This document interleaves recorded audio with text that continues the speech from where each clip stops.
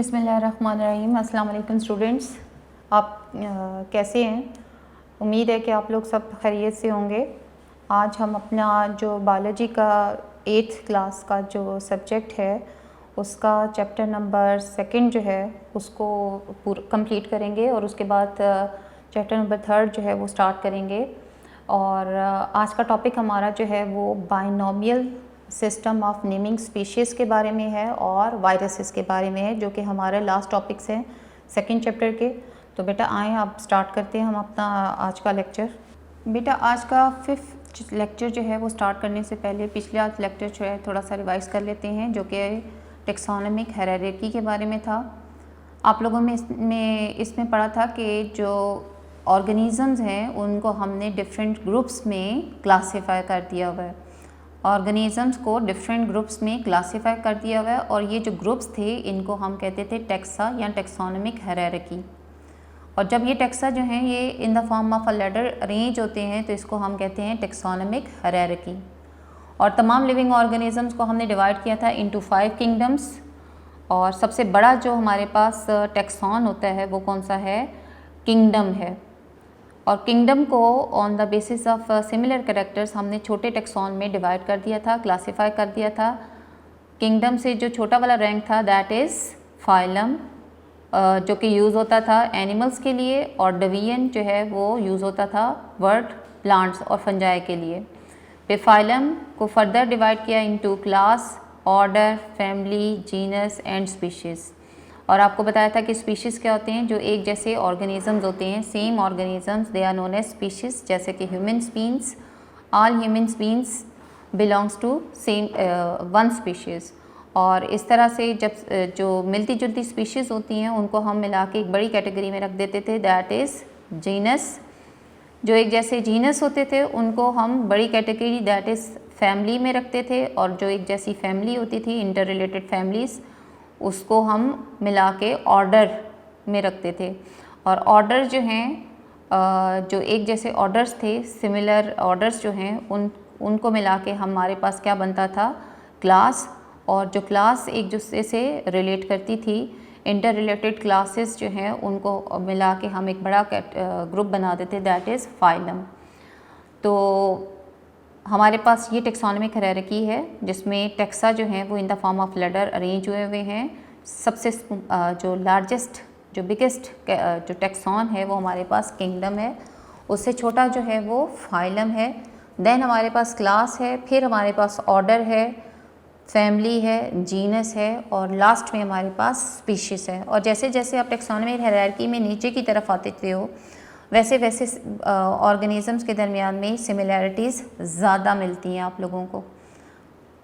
फिर आप लोगों ने सिस्टम ऑफ क्लासिफिकेशन के बारे में पढ़ा था कि आप लोगों के पास बायोलॉजिस्ट जो हैं उनको क्या चीज़ चाहिए थी? They need a system which provide maximum knowledge about the basic differences and similarities among different organisms.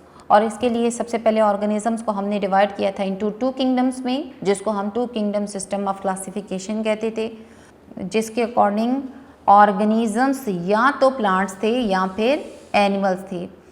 हमारे पास जो 2 किंगडम्स थी वो कौन सी थी? Plantae and Animalia. जितने भी ऑर्गेनिज़म्स थे वो सारे के सारे या तो वो प्लांट्स में रखे गए थे या फिर एनिमल्स में रखे गए थे, एनिमिलिया किंगडम में रखे गए थे। लेकिन ये क्लासिफिकेशन सिस्टम हमारे लिए जो है वो ठीक नहीं था, ज़्यादा इन्फॉर्मेशन नहीं देता था ऑर्गेनिज़म्स के दरमियान में। तो फिर हमारे पास क्या हुआ कि एक जो है नया सिस्टम आया था क्लासिफिकेशन का, that is 3 kingdom system of classification. इसके अकॉर्डिंग हमारे पास 3 किंगडम्स थी, एक प्लांटी थी, एक एनिमिलिया थी, और एक जो थी वो प्रोटिस्टा थी। तो जो ऑर्गेनिज़म प्लांट्स और एनिमल में फिट नहीं होते थे वो हमने प्रोटिस्टा किंगडम में रख दिए थे। लेकिन ये वाला सिस्टम भी हमारे पास इतना ज़्यादा सूटेबल नहीं था, क्योंकि इसमें भी ऑर्गेनिज़म्स के दरमियान में डिफरेंसेस और सिमिलैरिटीज़ का ज़्यादा पता नहीं चलता था। तो अब जो हमारे पास सिस्टम है जो हम पढ़ते हैं वो कौन सा है? 5 किंगडम सिस्टम ऑफ क्लासिफिकेशन। इसके अकॉर्डिंग हमने ऑर्गेनिज़म्स को डिवाइड कर दिया है इनटू 5 किंगडम्स में। और सबसे पहला किंगडम हमारे पास मोनेरा, फिर प्रोटिस्टा, फिर फंजाई, फिर प्लांटी और फिर एनिमिलिया था। मोनेरन्स में आप लोगों ने पढ़ा था कि इस किंगडम में जितने भी ऑर्गेनिजम्स होते हैं वो प्रोकैरियोटिक होते हैं। प्रोकैरियोटिक वो थे जिनके अंदर definite membrane bounded nucleus present नहीं होता, और मोनेरास जो थे वो they are made up of single cells, एक सेल से मिलके बने होते हैं, और ये सेल्स या तो चेन की फॉर्म में अरेंज हो सकते हैं या ग्रुप्स की फॉर्म में या कॉलोनीज की फॉर्म में। प्रोकैरियोटिक सेल्स जो हैं वो इंटायरली डिफरेंट होते हैं फ्रॉम यूकैरियोटिक सेल्स से, और ये हेट्रोट्रॉफिक होते हैं। ज़्यादातर क्या होते हैं ये हेट्रोट्रॉफिक, मतलब ये अपनी फूड खुद प्रिपेयर नहीं कर सकते थे, लेकिन कुछ जो हैं वो ऑटोट्रॉफ थे क्योंकि उनके अंदर क्लोरोफिल थी और वो फोटोसिंथेसिस करके अपनी फूड बना लेते थे, क्योंकि मोस्टली दे आर हेट्रोट्रॉफिक। और इसमें दो तरह के ऑर्गेनिजम्स थे, बैक्टीरिया एंड साइनोबैक्टीरिया। फिर बेटा आप लोगों ने दूसरी किंगडम के बारे में पढ़ा था, दैट इज़ प्रोटिस्टा। प्रोटिस्टा जो है, अच्छा सिर्फ और सिर्फ हमारे पास मोनेरा जो थी वो यूकैरियोटिक थी, बाकी जो 4 किंगडम्स हैं हमारे पास, प्रोटिस्टा, एनिमेलिया, फंजाई और प्लांटी, ये चारों जो है इसमें जो ऑर्गेनिजम्स होते हैं वो यूकैरियोटिक होते हैं। और प्रोटिस्टा में यूनिसेलुलर ऑर्गेनिजम्स भी होते हैं और सिंपल मल्टीसेलुलर ऑर्गेनिजम्स भी हैं। और प्रोटिस्टा को हमने डिवाइड किया था इंटू 3 मेन टाइप्स में, जो कि कौन कौन सी थी, algae, protozoans and fungi like protist. Algae जो थी वो प्लांट लाइक प्रोटिस्ट है, प्लांट की तरह की होती है, ये यूनिसेलुलर होती है, कॉलोनी की फॉर्म में भी रहती है, और ये मल्टीसेलुलर भी हो सकती है। सिंपल मल्टीसेलुलर का मतलब क्या था कि इसके अंदर ना तो एम्ब्रियो फॉर्मेशन होती है और ना ही इसके सेक्स ऑर्गन्स मल्टीसेलुलर होते हैं। और ये दोनों कैरेक्टर मैंने आपको बताया था कि किसके होते हैं, आपके पास ये दोनों कैरेक्टर्स प्लांट्स के होते हैं, उनके अंदर मल्टीसेलुलर सेक्स ऑर्गन्स होते हैं और उनके अंदर एम्ब्रियो भी बनता है। लेकिन प्लांट्स के अंदर ये दोनों एल्गी के अंदर ये दोनों कैरेक्टर्स नहीं होते। And this is the difference between algae and a plant, कि एल्गी के अंदर मल्टीसेलुलर सेक्स ऑर्गन्स नहीं है और ना ही वो एम्ब्रियो बनाते हैं, लेकिन प्लांट ये दोनों काम करते हैं। फिर प्रोटोजोन्स थे, प्रोटोजोन्स एनिमल की तरह के थे, और एनिमल की तरह का उनका कौन सा करेक्टर था कि इनके अंदर क्लोरोफिल नहीं होती है, ये अपना फूड नहीं बना सकते, they are dependent on other organisms. और दूसरा करेक्टर था कि इनके अंदर सेल वॉल नहीं होती है। और तीसरी तरह के जो थे वो कौन से थे, फंजाई लाइक प्रोटिस्ट थे, they are similar to the fungi. उसके बाद फिर आप लोगों ने किंगडम फंजाई पढ़ी थी। किंगडम फंजाई में आप लोगों के पास मल्टी सेलुलर ऑर्गेनिजम्स थे जो कि यूकैरियोटिक होते हैं, हेट्रोट्रॉफ होते हैं, मतलब ये अपनी फूड खुद प्रिपेयर नहीं कर सकते। और हेट्रोट्रॉफिक में भी इनका मोड ऑफ न्यूट्रिशन क्या था, एब्जॉर्प्शन करते हैं ये। They live on organic matter, और जिस भी ऑर्गेनिक मैटर के ऊपर ये लगे होते हैं सबसे पहले ही अपने अंदर से special type of digestive enzymes secrete करते हैं उस सब्सटेंस के ऊपर, और वो जो है वो जो एंजाइम्स थे वो उस चीज़ को डिकम्पोज कर देते थे, उस चीज़ को गला सड़ा देते थे, उसको कन्वर्ट कर देते थे इनटू सिंपल सब्सटेंसेस, और फिर ये उस चीज़ को एब्जॉर्ब कर लेते थे। इसलिए इसको इसका जो मोड ऑफ न्यूट्रिशन है वो एब्जॉर्प्शन है, और इनको डिकम्पोजर्स भी हम कहते हैं क्योंकि ये चीज़ों को डिकम्पोज कर देते हैं, तोड़ फोड़ देते हैं। उसके बाद हमारे पास था किंगडम प्लांटी। किंगडम प्लांटी जो है वो हमारे पास कौन सा है, इसमें वो ऑर्गेनिजम्स हैं जो कि यूकैरियोटिक हैं, मल्टी सेलुलर हैं, और प्लांट्स जो हैं वो ऑटोट्रॉफिक होते हैं क्योंकि इसके अंदर क्लोरोफिल होती है, तो ये अपनी फूड खुद बनाती हैं by the process of photosynthesis. Plants जो हैं उनके अंदर मल्टी सेलुलर सेक्स ऑर्गन्स होते हैं और ये एम्ब्रियो फॉर्मेशन करते हैं ड्यूरिंग देयर लाइफ साइकिल। और प्लांट्स को हमने फिर फर्दर जो है वो ग्रुप्स में डिवाइड किया हुआ है, फर्न्स, मॉसेस और फ्लावरिंग प्लांट्स थे। फिर हमारे पास किंगडम एनिमेलिया था। किंगडम एनिमेलिया में मल्टी सेलुलर ऑर्गेनिजम्स होते हैं जो कि यूकैरियोट्स होते हैं, और ये कंज्यूमर्स होते हैं। कंज्यूमर्स मीन्स जो कि फूड को कंज्यूम करते हैं, जो फूड खुद बना नहीं सकते, ऑटोट्रॉफ नहीं होते हैं, ये हेट्रोट्रॉफ होते हैं, और हेट्रोट्रॉफर में कंज्यूमर्स होते हैं। एनिमल्स जो हैं ये अपनी फूड को डाइजेस्ट करते हैं इन देयर स्पेशलाइज्ड कैविटी। इनके अंदर स्पेशल तरह की कैविटीज़ होती हैं, जैसे स्टमक होता है, स्मॉल इंटेस्टाइन होता है, वहाँ पे ये अपनी फूड को डाइजेस्ट करते हैं। फंजाई में तो था ना कि वो बाहर अपनी एंजाइम्स को सिक्रीट करते थे और उस चीज़ को पहले जो है वो डिकम्पोज करते थे और फिर उसको एब्जॉर्ब करते थे। लेकिन जो एनिमल्स होते हैं उनमें डाइजेस्टिव एंजाइम्स जो हैं वो उनकी स्पेशलाइज्ड कैविटी में होते हैं, यानी स्टमक वगैरह में, स्मॉल इंटेस्टाइन में होते हैं, और ये फिर वहाँ से जो है वो अपनी फूड को जो है वो डिकम्पोज करते हैं, उसको सिंपल सब्सटेंसेस में कन्वर्ट करते हैं और फिर उसको यूटिलाइज़ करते हैं। और इसके अंदर सेल वॉल नहीं होती थी और ये मूवमेंट शो करते थे। और आपको मैंने बताया था कि जो मोनेरन्स हैं ये सबसे पहले हमारे पास जो किंगडम थी, जो ऑर्गेनिजम्स थे वो किंगडम मोनेरा वाले थे, प्रोकैरियोट्स थे। और ये कंसीडर किया जाता है कि जो मोनेरा है इससे फिर हमारे पास क्या बना था, किंगडम प्रोटिस्टा बना था। और बाकी ये जो 3 किंगडम्स थी, प्लांटी, एनिमिलिया और फंजाई, ये हमारे पास कहाँ से बनी थी, प्रोटिस्टा से बनी थी। तो और हमारे पास जो है वो लास्ट में मैंने आपको बताया था कि वायरसेस जो हैं वो आपको इन 5 किंगडम्स में कहीं पे भी नहीं मिलेंगे, क्योंकि वायरसेस जो हैं ये हम इनको ऑर्गेनिजम्स कंसीडर नहीं करते हैं। ये एक बाउंड्री लाइन है between living and non living world के, तो इसको हम ऑर्गेनिज्म में ऑर्गेनिजम्स का हमने इसको रैंक नहीं दिया हुआ, ये हम इसको सेल या ऑर्गेनिज्म कंसीडर नहीं करते हैं, तो इसको हमने 5 किंगडम में कहीं पे भी नहीं रखा हुआ। ये हमारा जो था वो लास्ट लेक्चर था जो हमने पिछला स्टडी किया था। आज जो हमारा लेक्चर स्टार्ट है वो है binomial system of naming species. हमारे पास जो है वो ऑर्गेनिजम्स के बहुत ज़्यादा कॉमन नेम्स होते हैं। जैसे आप लोग देखो, इंसान उर्दू में हम कहते हैं इंसान, इंग्लिश में हम कहते हैं ह्यूमन्स, अरबी में हम कहते हैं बशर। तो हर लैंग्वेज में ऑर्गेनिज़म का एक स्पेसिफिक नाम होता है। और हमारे जो है पाकिस्तान में भी आप देख लो तो डिफरेंट जो हमारी वो होंगे, सिंध में जो है वो कुछ और वर्ड यूज़ होता होगा चीज़ों के लिए, जो है पंजाब में कुछ और यूज़ होता होगा। विद इन अ कंट्री भी जो है वो एक ही जो है ऑर्गेनिज़म, उसके डिफरेंट नाम होते होंगे। तो इस तरह से पूरी वर्ल्ड में देखो तो पता नहीं कितने नाम होते होंगे ऑर्गेनिजम्स के। इन जो नाम हैं, ये जो नाम होते थे, इनकी वजह से कन्फ्यूजन होती थी। मतलब आप अगर एक जो है वो अरब में जाके जो है वो इंसान बोलो तो किसी को भी पता नहीं चलेगा कि आप किसके बारे में बात कर रहे हैं, क्योंकि ये उनकी लैंग्वेज का वर्ड ही नहीं था। इसी तरह से अगर आप अमेरिका में जाके इंसान बोलो या बशर बोलो तो उनको भी नहीं पता चलेगा। तो ये जो कॉमन नेम्स हैं ना, इनकी वजह से काफ़ी प्रॉब्लम्स होती थी, कन्फ्यूजन्स होती थी। इन कन्फ्यूजन्स को दूर करने के लिए एक साइंटिस्ट था जिसका नाम था लिनियस। उसने क्या किया, ही used Latin names consisting of 2 parts. उसने क्या किया, हर ऑर्गेनिज्म को एक ख़ास नाम दिया, लैटिन नेम्स दिए।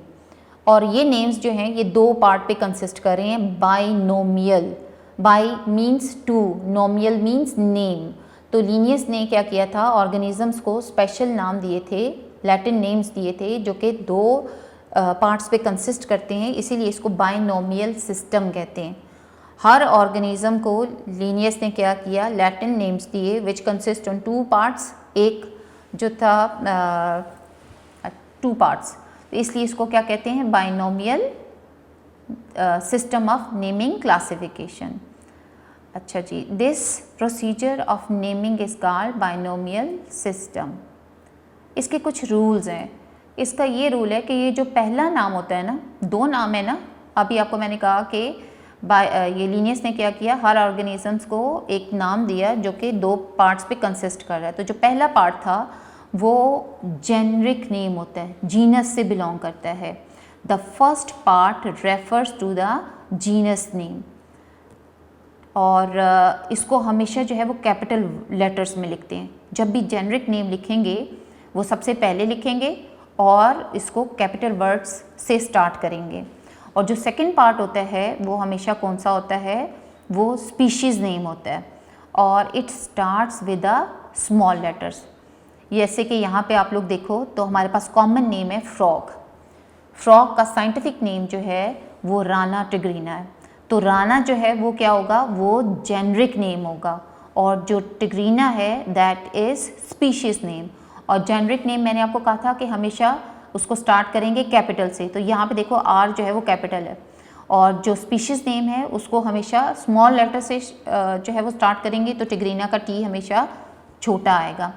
तो ये कुछ यहाँ पे ऑर्गेनिजम्स हैं जिनके साइंटिफिक नेम्स आपको मैं बताती हूँ। कॉमन नेम जैसे हमारे पास फ्रॉग का मैंने आपको बताया राना टिग्रीना, साइंटिफिक नेम है इसका। इंसान जो होते हैं, ह्यूमंस जो होते हैं, मैन जो है उसको क्या कहते हैं, होमो सेपियन। अनियन को कहते हैं इलियम सीपा। सी स्टार जो है वो हमारे पास एस्टेरियस रुबिन्स।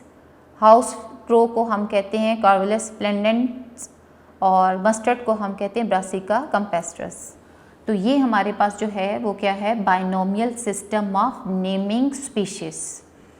मतलब आपको पहले बताया था कि कॉमन नेम से काफ़ी प्रॉब्लम्स होती हैं, कन्फ्यूजन्स होती हैं, हम अंडरस्टैंड नहीं कर सकते। डिफरेंट लैंग्वेजेस में डिफरेंट जो है एक ही चीज़ के डिफरेंट नेम्स होते हैं, तो हम उनको नहीं पता चल सकता कि किस चीज़ के बारे में हम बोल रहे हैं। तो उस कन्फ्यूजन को दूर करने के लिए लिनियस ने क्या किया था, हर ऑर्गेनिज्म को लैटिन नेम्स दिए थे विच कंसिस्ट ऑन 2 पार्ट्स।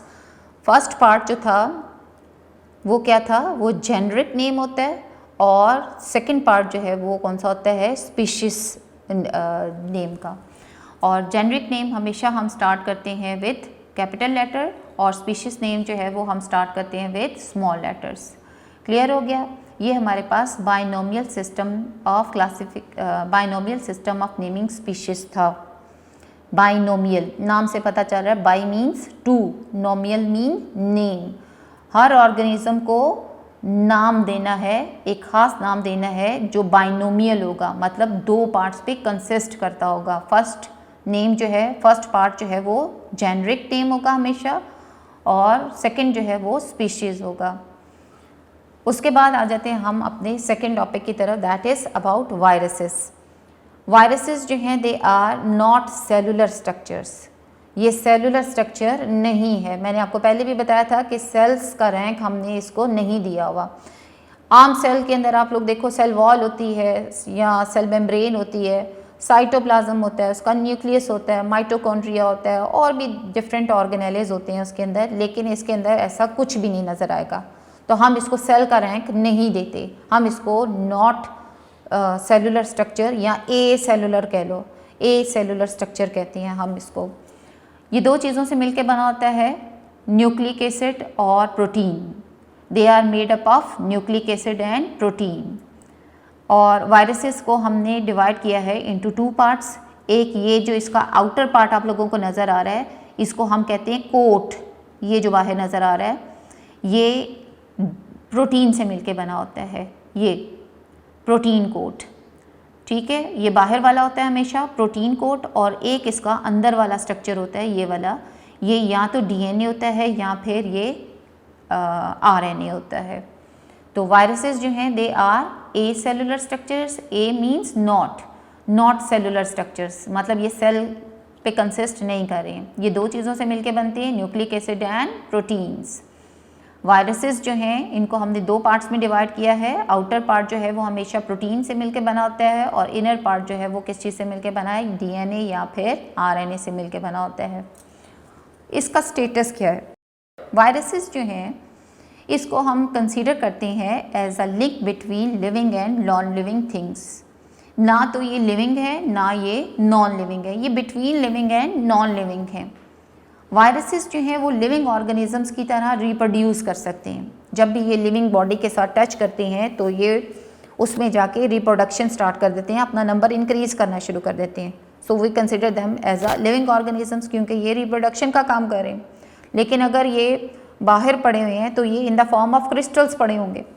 जैसे आप लोगों के पास क्रिस्टल्स, शुगर जो है वो या सॉल्ट्स जो हैं वो शुगर क्रिस्टल्स की फॉर्म में होती है ना, तो ये वायरस भी क्रिस्टल्स की फॉर्म में प्रेजेंट होता है। तो ये बिहेव करता है like a non living organism या नॉन लिविंग थिंग, ऑर्गेनिज्म नहीं। तो इसको जो है फिर हम क्या कहते हैं कि it is between living and non living things. और ऑल वायरसेस जो हैं वो क्या होते हैं, वो पैरासाइट्स होते हैं। पैरासाइट्स कौन होते हैं? जो कि दूसरे ऑर्गेनिजम्स के ऊपर रहते हैं और उनसे अपना फूड और शेल्टर जो है वो लेते हैं, और इन रिटर्न उनको नुकसान देते हैं। तो सारे के सारे वायरसेस जो हैं वो क्या होते हैं, वो हमारे लिए हार्मफुल होते हैं। और ये अपनी फूड जो है वो दूसरे अपने लिविंग होस्ट से लेते हैं। सो वायरसेस जो हैं वो आप लोगों के पास क्या है कि वायरसेस ए सेलुलर स्ट्रक्चर्स हैं। ए सेलुलर मतलब ये सेल पे कंसिस्ट नहीं करते, इसके अंदर सेल जैसी कोई भी चीज़ नहीं है, इसलिए हम इनको नॉट सेलुलर स्ट्रक्चर्स कहते हैं। न्यूक्लिक एसिड या न्यूक्लिक एसिड और प्रोटीन से मिलके बने हुए हैं। आउटर पार्ट जो है इनका वो प्रोटीन से मिलके बना हुआ है और जो इनर है वो डीएनए या आरएनए होता है। और they are between living and non living things. और ये सारे के सारे जो हैं ये पैरासाइट्स होते हैं। पैरासाइट्स मीन्स ये अपनी फूड खुद नहीं बना सकते, ये दूसरे लिविंग ऑर्गेनिजम्स से अपनी फूड लेते हैं और इन रिटर्न उनको हार्म करते हैं, उनको नुकसान देते हैं। ट्रांसमिशन में आप लोग देखो तो इन living organisms viruses are transmitted in numbers of way. ये एयर के थ्रू आप इनहेल कर सकते हो, एयर के थ्रू आपके रेस्पिरेटरी ट्रैक में ये एंटर हो सकते हैं वायरसेस। आप लोग पोल्यूटेड फूड या वाटर जब उसकी इंटेक करते हो तो ये आप लोगों के अंदर जा सकते हैं। थ्रू इंसेक्ट्स ये आप लोगों के अंदर जा सकते हैं। Through droplets produce on sneezing, coughing और फिज़िकल कांटेक्ट के थ्रू जो है ये आप लोगों में जा सकते हैं। ये इनका वे ऑफ ट्रांसमिशन था। उसके बाद प्लांट्स एंड वायरसेस जो हैं they may be polyhedron. Polyhedron means, poly means many, hedrons means कि इसकी बहुत सी साइड्स होती हैं। या तो ये इस तरह के होते हैं या helical type, helical means spring की फॉर्म के, स्पाइरल ये इस तरह से होंगे, या इन्वेलप्ड होंगे। इन्वेलप मीन्स के they are surrounded by a sheet, और या फिर ये कॉम्प्लेक्स होंगे। तो प्लांट्स और एनिमल्स की डिफरेंट शेप्स होती हैं, पॉलीहेड्रॉन, हेलिकल, इन्वेलप्ड या फिर कॉम्प्लेक्स होते हैं। अच्छा, यहाँ पे आप लोगों को ये आपकी बुक में जो डायग्राम्स बनी हैं वो देख लें। रॉड लाइक है पॉलीहेड्रॉन, राउंड, और ये टेडपोल लाइक है। और कुछ जो है वो वायरल डिजीज़ हैं आप लोगों के पास जो पाकिस्तान में बहुत कॉमन है, जैसे कि हमारे पास स्मॉल पॉक्स है, हेपेटाइटिस, इन्फ्लुएंज़ा, मम्प्स, मीज़ल्स और पोलियो है। ये कुछ ऐसी डिजीज़ हैं जो कि पाकिस्तान में बहुत कॉमन है and they are caused by virus. तो ये बेटा आपका आज का टॉपिक था जिसमें आप लोगों ने वायरसेस और बाइनोमियल सिस्टम ऑफ क्लासिफिकेशन के बारे में पढ़ा था। और एक दफ़ा फिर मैं आप लोगों को इसको बता दूं कि binomial system of naming classification में आप लोगों ने पढ़ा था कि हमारे पास कॉमन नेम्स की वजह से काफ़ी कन्फ्यूजन होती है, जिसकी वजह से एक साइंटिस्ट हमारे पास लीनियस था, उसने लैटिन नेम्स दिए थे ऑर्गेनिजम्स को, ऐसे नाम जो कि कंसिस्ट करते थे टू पार्ट्स पे, इसलिए इसको बाइनोमियल कहते हैं। Bi means two, nomial mean name. तो एक ऐसा सिस्टम जिसमें ऑर्गेनिजम्स को हमने नाम दिए थे जो कि टू पार्ट्स पे कंसिस्ट करते हैं। फर्स्ट पार्ट हमेशा जेनरिक नेम का था और सेकंड जो था वो स्पीशीज़ नेम का था। जेनरिक नेम को हमेशा स्टार्ट करना है आप लोगों ने कैपिटल लेटर से, और स्पीशीज़ नेम को हमेशा स्मॉल लेटर से लिखेंगे। और फिर आप लोगों ने वायरसेस के बारे में पढ़ा कि वायरसेस जो है वो ए सेलुलर स्ट्रक्चर्स होते हैं, ए मीन्स नॉट, और ये न्यूक्लिक एसिड और प्रोटीन से मिलके बने हुए हैं। इनके टू पार्ट्स होते हैं, बाहर वाला जो है वो प्रोटीन से मिलके बना है और अंदर वाला डीएनए या आरएनए से मिलके बना होता है। और स्टेटस में आपने पढ़ा था कि they are boundary line between living and non living things. जब ये किसी लिविंग ऑर्गेनिज्म के अंदर होते हैं तो they behave like a living organisms, ये रिप्रोडक्शन स्टार्ट कर देते हैं, और जब ये बाहर होंगे तो वैसी क्रिस्टल्स की फॉर्म में जैसे नॉन लिविंग थिंग्स पड़ी होती हैं वैसे ही होते हैं। और ऑल वायरसेस जो हैं वो पैरासाइट होते हैं। और ये किस तरह से ट्रांसमिट होते हैं एक ऑर्गेनिज्म से दूसरे ऑर्गेनिज्म में? एयर के थ्रू, पोल्यूटेड फूड, और वाटर के थ्रू, इंसेक्ट्स के थ्रू, ड्रॉपलेट्स जो स्नीजिंग और कफिंग में निकलते हैं आपके फिज़िकल कांटेक्ट के थ्रू। और इनकी आपने देखा था कि डिफरेंट शेप्स होती हैं प्लांट्स और एनिमल वायरस के, जो कि हमारे पास पॉलीहेड्रॉन, हेलिकल, इन्वेलप्ड या कॉम्प्लेक्स किस्म के होते हैं वायरसेस। और फिर आपने इनकी डिजीज़ के बारे में पढ़ा था कि कॉमनली डिजीज़ इन पाकिस्तान जो वायरसेस की वजह से होती हैं वो कौन सी थी? स्मॉल पॉक्स थी, हेपेटाइटिस था, इन्फ्लुएंज़ा, मम्प्स, मीज़ल्स और पोलियो था। उम्मीद है बेटा आप लोगों को लेक्चर समझ आया होगा। और हर लेक्चर की तरह इसमें भी मैं आपको कहूँगी कि इसको आज ही याद कर लीजिएगा और अपने बल्कि सारे सब्जेक्ट्स के जो लेक्चर्स होते हैं वो डेली बेसिस पे याद किया करें ताकि आप लोगों को उससे फ़ायदा हो।